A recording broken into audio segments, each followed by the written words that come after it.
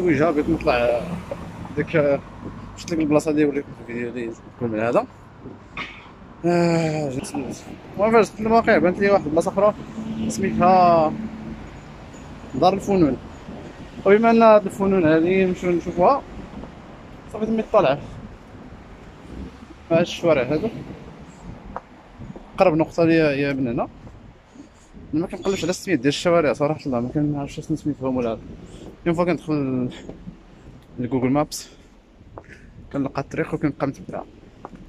هاد في الاول والاخير ما كاينش اللي يتعرض لك، وسهل انك ترجع للسونتر فيل، يعني عطا الله كل الطرق تودي الى السونتر فيل. كاين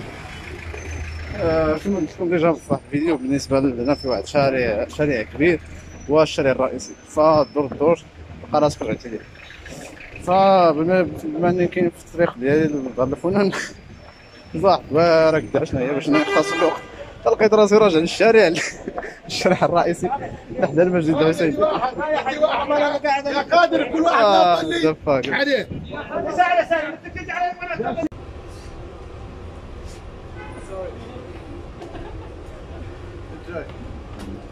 بلاصه راه موجوده في الموقع ديال visitjordan.com.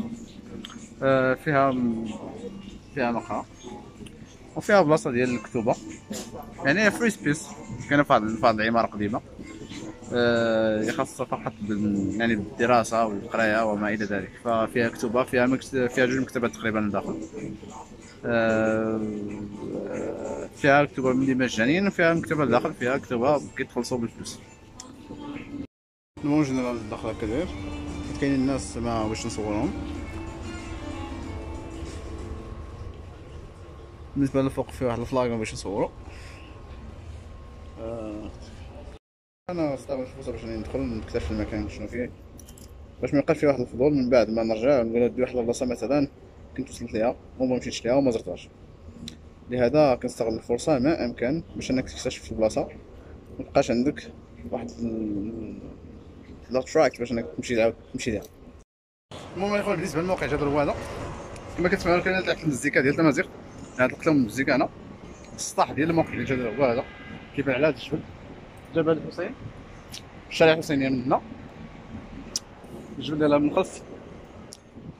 يعني a very quiet place.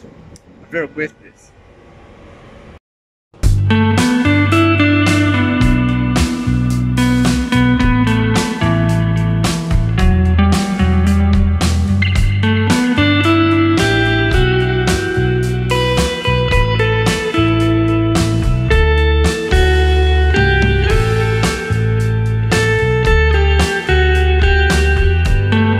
بالنسبه لهذا البليس في واحد اللعيبه ديال الكلبه اسمها ليلى.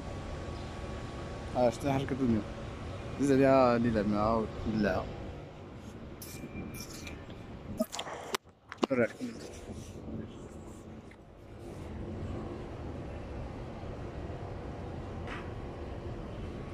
كاينين المطاعم اللي دايرين قطط ولكن هادو دايرين كلبه سميتها ليلى. ليلى هو اللي ميبقاش فيكم الحال.